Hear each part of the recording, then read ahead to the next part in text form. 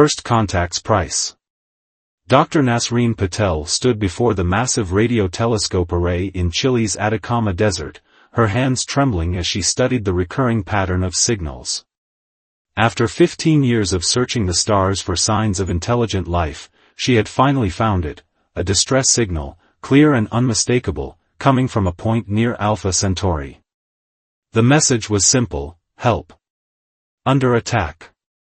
Coordinates follow. What happened next would change humanity forever. Within days, the United Nations Space Coalition assembled their first diplomatic mission. The UNSC Horizon, Earth's most advanced starship, carried a crew of 50, including Dr. Patel and humanity's best diplomatic minds. They believed they were ready for first contact. They were wrong. The Horizon emerged from its experimental fold space drive near the coordinates, only to find the aftermath of devastation. Debris fields stretched for millions of kilometers, the remnants of what had once been a thriving civilization. Among the wreckage, massive warships lurked, their hulls covered in intricate patterns of iridescent scales. Multiple contacts, Lieutenant Omar Rahman reported from his sensor station. They're huge. Each one is at least 20 times the size of the Horizon. Before Dr. Patel could analyze the situation, the alien vessels opened fire. The Horizon's shields, humanity's proudest achievement, lasted less than 30 seconds against weapons that seemed to ignore the laws of physics. The ship's hull breached in dozens of places simultaneously. "This is the Kraxan Empire," a voice thundered through every speaker and communications device. "Your response to this distress signal has proven what we suspected: you are capable of faster-than-light travel. Your species has now entered the quarantine zone. As per Imperial law, you must be processed." The Horizon's captain, Diana Rodriguez, stood from her shattered command chair, blood streaming from a cut above her eye. "We came to help," she transmitted. "We mean no harm." The response was immediate and chilling: the galaxy has no room for another expansionist species. Your technological achievement marks you as a threat. You will be contained. What followed was not a battle but a slaughter. The Horizon, humanity's pinnacle of technological achievement, was systematically dissected by weapons that seemed centuries beyond their understanding. But in those terrifying moments, humanity learned three crucial lessons that would reshape their future. First, they weren't alone in the universe. Second, the galaxy was far more dangerous than they had imagined. And third, most importantly, the monsters of space didn't expect their prey to fight back. As the Horizon's reactor went critical, Captain Rodriguez made a decision that would echo through human history. Instead of surrendering or attempting to escape, she ordered the dying ship to ram the nearest Kraxan vessel. The resulting explosion created a chain reaction in the Horizon's experimental fold space drive, tearing a hole in spacetime that dragged 3 Kraxan warships into oblivion. Only one escape pod made it back to Earth, carrying Dr. Patel and a handful of survivors. They brought with them fragments of Kraxan technology, sensor readings of their weapons, and most importantly, a warning for humanity. In the following weeks, Earth's governments united with unprecedented speed and secrecy. The public was told that the Horizon had been lost in a tragic accident during an experimental flight. Meanwhile, in underground facilities and hidden laboratories around the world, humanity began to prepare. Dr. Patel, haunted by the souls of her lost colleagues, threw herself into analyzing the Kraxan technology. "They thought we would break," she wrote in her classified report to the newly formed Defense Council. "They thought we would cower, hide, or beg for mercy. They don't understand human nature. When backed into a corner, we don't just fight, we change the rules of the game."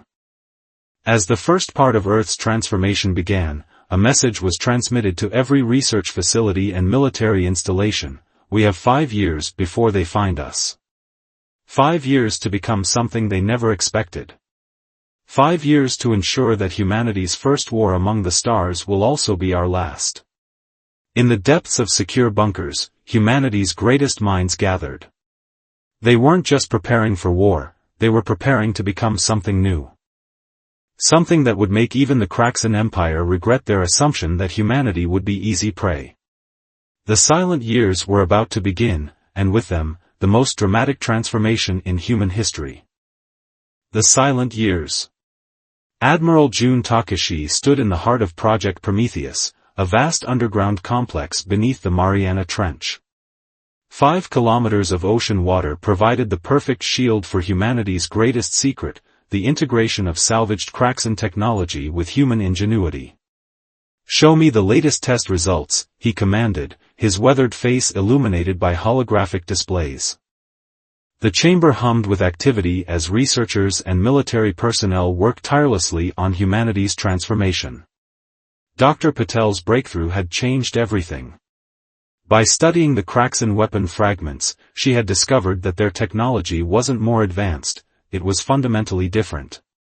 Where humans had pursued digital computing and electromagnetic weapons, the Kraxan had developed biotechnology and quantum manipulation. The neural interface tests are showing unprecedented success rates, reported Dr. Yuki Sato, head of the cybernetics division. She gestured to a display showing human volunteers interfacing directly with hybrid human Kraxan technology. "We're not just copying their tech, we're creating something entirely new." The past 3 years had seen humanity advance centuries in select fields. Cities above ground continued their normal routines, unaware that beneath the surface, in hidden facilities around the world, their species was evolving. Admiral Takashi approached a containment chamber where a prototype of the new Guardian armor system floated in suspension fluid. Unlike traditional mechanical suits, this one was semi-organic, a hybrid of human bioengineering and reversed-engineered Kraxan biotechnology. It didn't just protect its wearer, it enhanced them, interfacing directly with their nervous system to grant unprecedented control and awareness.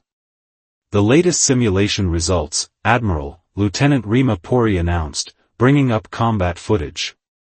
The screen showed a Guardian-equipped soldier facing off against a recreation of a Kraxan war machine.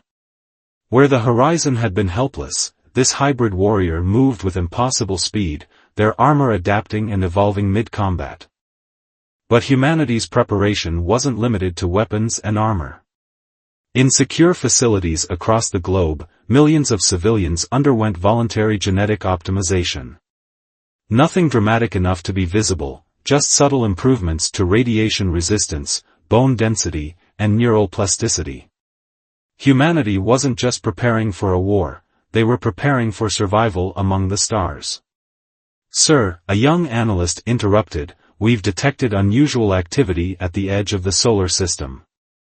The quantum sensors are picking up fold-space distortions."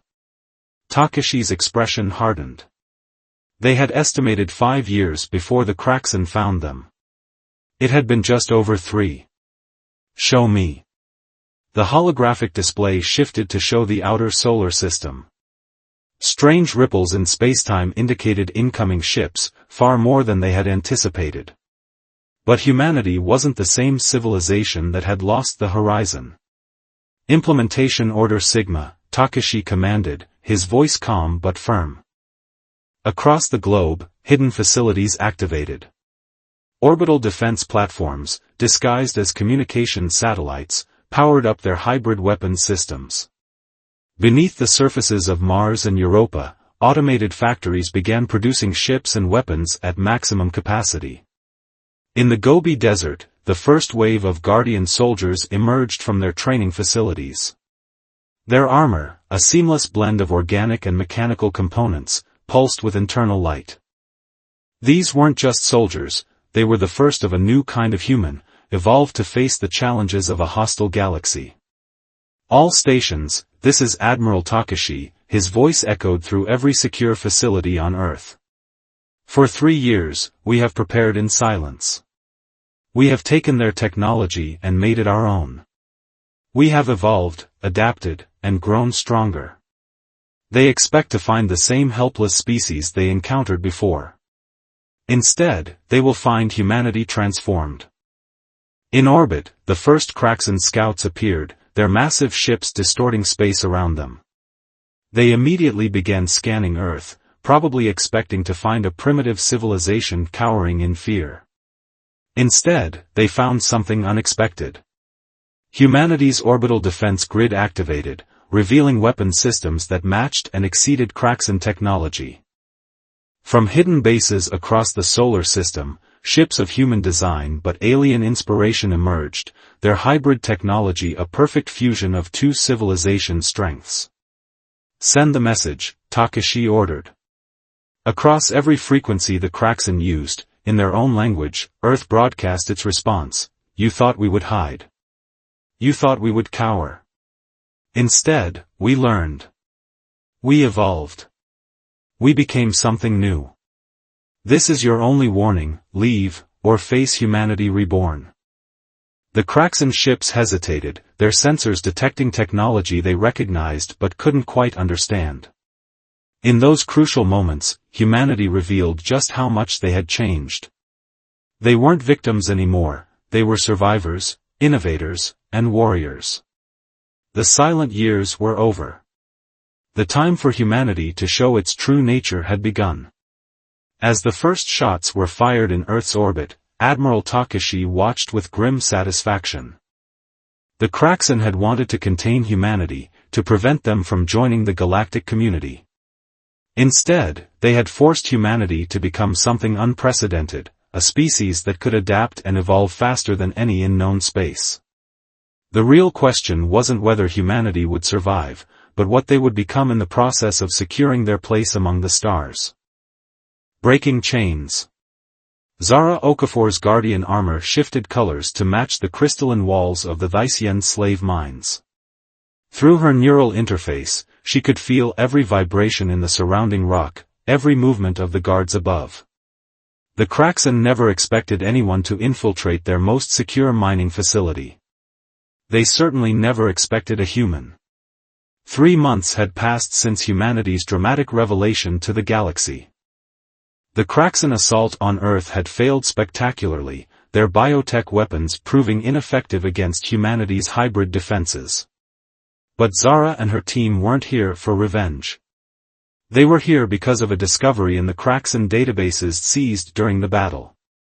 The Thixians had been the first to warn humanity, sending that fatal distress signal. Their entire civilization had been enslaved as punishment. Now, humanity had a chance to repay that debt. "Team positions confirmed," whispered Lieutenant Raj Sharma through their quantum-encrypted comms. "Targeting systems are reading 23 guard posts and 5 automated defense networks." Zara acknowledged with a neural pulse. Her team of 12 Guardian operators was spread throughout the facility, their hybrid armor allowing them to move undetected through security fields designed to detect either biological or mechanical signatures, but not both. The Thixians themselves were beautiful creatures, crystalline beings that absorbed light and released it as pure energy. The Kraxan had turned their natural abilities into a weapon, forcing them to power massive mining operations across 3 star systems. "This is Zara," she subvocalized. "Operation Lightbringer begins in 3 minutes. Remember, we're not just here to free them. We're here to show the galaxy that humanity stands against tyranny." The plan was precise, calculated, and appropriately dramatic. Humanity had learned that in galactic politics, reputation was as important as military might. Every liberation, every intervention, had to send a message. At precisely the designated moment, all 12 Guardians activated their hybrid weapon systems simultaneously. The Kraxan guards didn't even have time to raise alarms as precision strikes neutralized their command centers. The automated defenses, designed to target either biological or mechanical threats, couldn't lock onto the Guardians' hybrid signatures. Zara sprinted through the suddenly dark corridors, her armor adapting to use the crystalline surfaces as conduits for movement. She reached the central control room just as the backup systems began to activate. "I wouldn't do that," she announced to the Kraxan facility commander, who was frantically trying to initiate the facility's self-destruct sequence. The massive insectoid alien froze, compound eyes reflecting Zara's approaching form. Impossible, the commander chittered. Your species was contained. Primitive. You couldn't have evolved? Zara finished, her armor shifting to display a cascade of iridescent patterns that mimic Thysian communication. That's the problem with empires. They never expect their victims to adapt. Throughout the facility, other Guardians were releasing Thysian prisoners, their hybrid tech easily bypassing Kraxan containment fields. But it was what happened next that would truly shock the galaxy. The freed Thixians, instead of fleeing or seeking revenge, began to interface with the Guardian operators. Their crystalline forms resonated with the hybrid technology, creating unexpected synergies. Where the Kraxan had forced them to power mining operations, the Thixians willingly joined their power with human technology. We remember the warning we sent, the Thysian Elder, a being of pure crystalline light, communicated directly into Zara's mind. We hoped someone would come. We never imagined you would become something greater than even our legends. Within hours, the liberation of the mining facility was complete. But more importantly, humanity had gained something unprecedented, willing allies who saw them not as conquerors or saviors, but as equals who had transformed themselves to fight tyranny.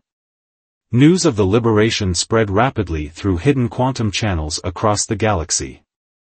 Other enslaved species began to see humanity not as just another aggressive species, but as something new, warriors who had evolved specifically to challenge the existing order. The Kraxan Empire's response was swift and predictable. They launched a massive fleet to crush this human insurgency. But they found something unexpected waiting for them, a combined human-Thixian defense force. Human hybrid technology merged with Thysian energy manipulation created defenses that even the Kraxan's most powerful weapons couldn't penetrate. Send the broadcast, Zara commanded as the Kraxan fleet approached. On every frequency, in every language, the message went out, to all those enslaved, to all those who suffer under empire and tyranny, humanity stands ready. We have transformed ourselves not to conquer, but to free. Not to rule, but to protect. Look to the stars. Help is coming. The battle that followed would become legendary, not for its destruction, but for its precision. The combined human-Thixian forces disabled the entire Kraxan fleet without a single casualty. It was a demonstration not just of power, but of purpose. In the aftermath, as more alien species began reaching out to humanity in secret, Zara stood in the crystalline chambers of the former slave mine, now transformed into a beacon of hope. The Thixians had joined with humanity not out of gratitude, but out of recognition. Together, they were becoming something the galaxy had never seen, a force for liberation that could not be corrupted by power because its very nature was to evolve and adapt. The Age of Empires was ending. The Age of Guardians was about to begin. The Guardian Protocol. Commander Ravi Mehta stood before the assembled representatives of 23 species in the newly constructed Unity Station, orbiting a neutral star system. The station itself was a marvel of hybrid engineering, its halls lined with Thysian crystals powered by human biotechnology. But more remarkable than the station was the fact that former enemies now sat together, united by fear of something worse than their old rivalries. The Void Swarm approaches, Ravi announced, activating a holographic display that filled the chamber. Our long-range sensors detect them consuming entire star systems at the galaxy's edge. Even the Kraxan Empire burns before them. The assembled aliens shifted uncomfortably. The Kraxan representative, once proud and imperious, now seemed diminished. Half their empire had already fallen to the cosmic horror that devoured everything in its path, a species that didn't conquer or enslave, but simply consumed and converted all matter into more of itself. Your species, the Kraxan speaker chittered, we tried to contain you because we feared you would become like us, conquerors, empire builders. Instead, you became something we never imagined. Something we need. Ravi nodded, his neural implants interfacing with the station's systems to display tactical data. The Void Swarm adapts to every strategy used against it. Conventional weapons, energy weapons, even our hybrid technology, it learns and evolves. But so do we. A Vice-Yen elder pulsed with light, their crystalline form refracting patterns of concern. Even our combined energy manipulation can't halt their advance. They simply absorb and redirect everything we throw at them. Which is why we're not going to fight them conventionally, Ravi explained, bringing up new schematics. We propose the Guardian Protocol, a complete integration of all our species' technologies and abilities. Not just alliance, but synthesis. The chamber erupted in murmurs and various alien expressions of shock. What Ravi proposed was unprecedented, the voluntary merging of multiple species' technological and biological capabilities into a single unified defense system. Your own transformation, the representative of the aquatic Nier spoke through their translation field, from a single planet species to what you are now, it proves such evolution is possible. But to extend this to all our species? Ravi's hybrid armor shifted, displaying patterns that resonated with each species' perceptual frequencies. We transformed ourselves out of necessity, to survive threats we couldn't handle alone. Now the galaxy faces extinction. We must all transform together, or fall separately. The next hours were filled with intense debate. Species that had warred for millennia now faced the choice between ancient hatreds and survival. The Kraxan, once the galaxy's greatest empire, had to consider becoming part of something larger than themselves. The Guardian Protocol isn't about erasing our differences, Ravi continued, his voice carrying the weight of humanity's own journey. It's about synthesizing them into something greater. Human hybrid technology, Vice-Yen energy manipulation, Kraxan biotech, near quantum computing, together, we can become something the Void Swarm can't adapt to because we'll be adapting faster than they can.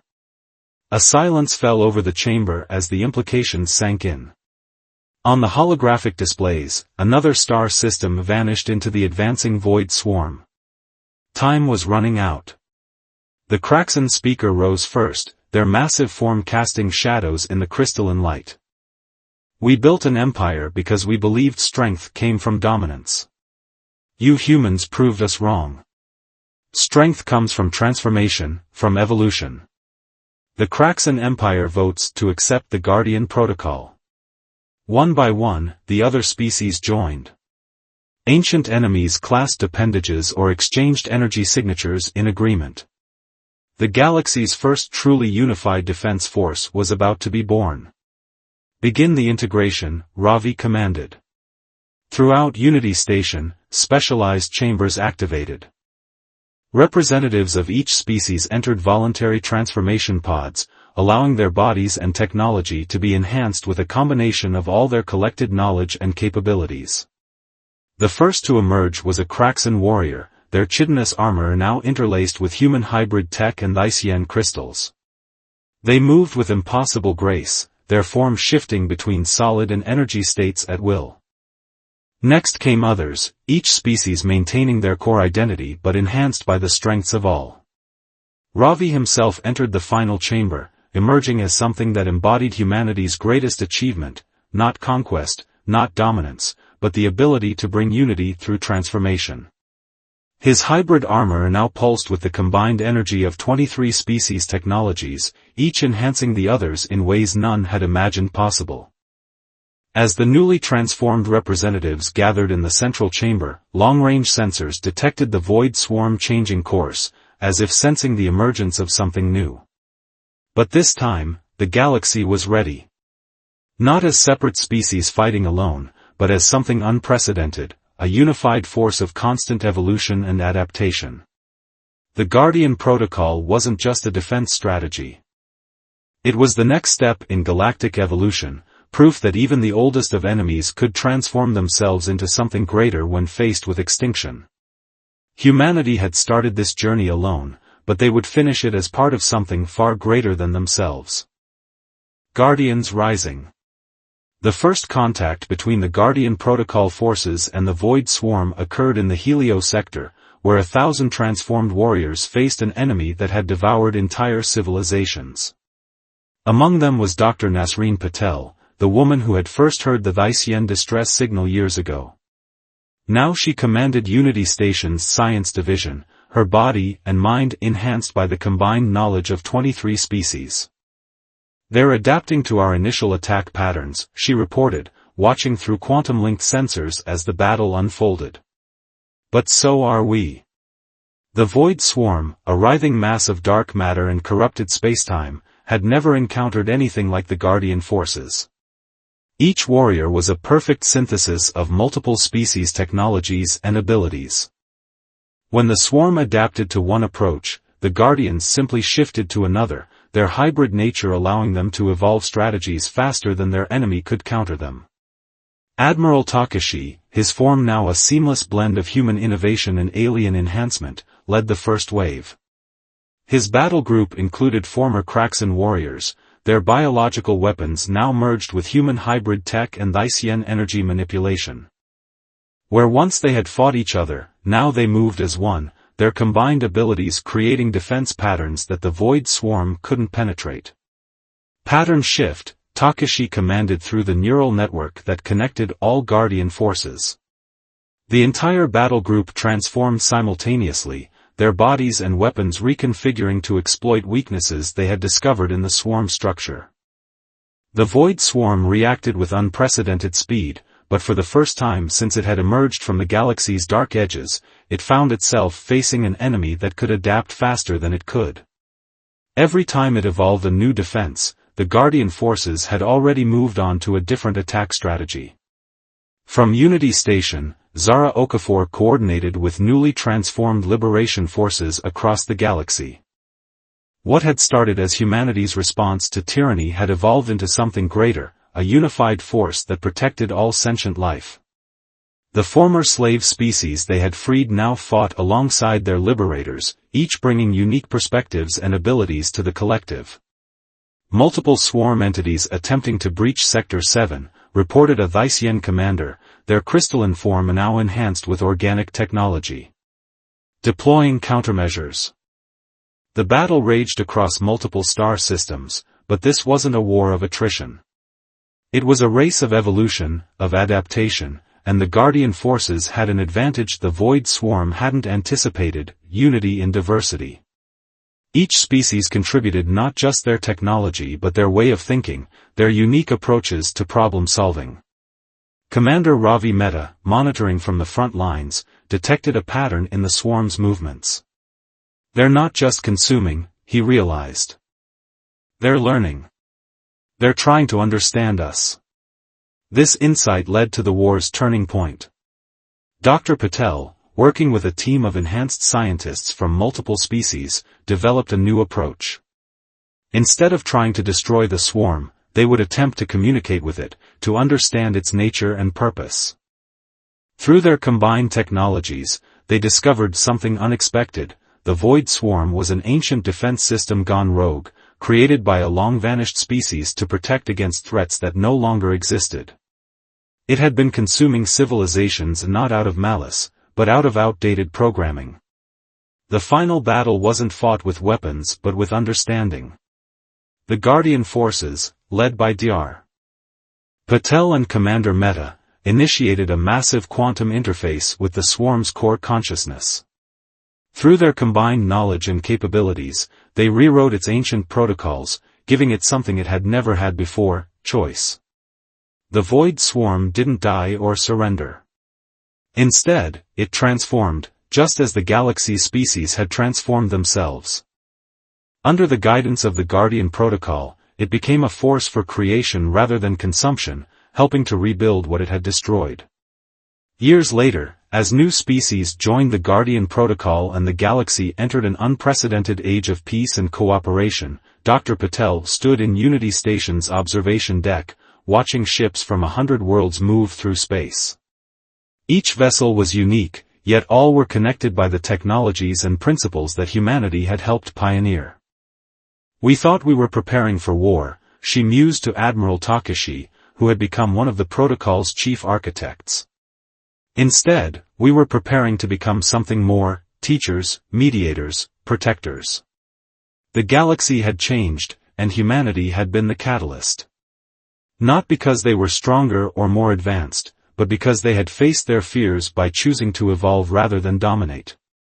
They had shown the galaxy a new path, one where strength came not from power over others, but from the ability to transform oneself and unite with others. The old empires were gone, replaced by a network of interconnected species, each maintaining their unique identity while contributing to something greater. Humanity's greatest achievement wasn't defeating the Kraxan or stopping the Void Swarm, it was showing the galaxy that true strength comes from the willingness to change, to adapt, and to stand together against any threat. In the end, humanity had become what the galaxy needed most: not conquerors, not victims, but guardians who understood that the greatest power lies not in destroying your enemies, but in transforming them into allies.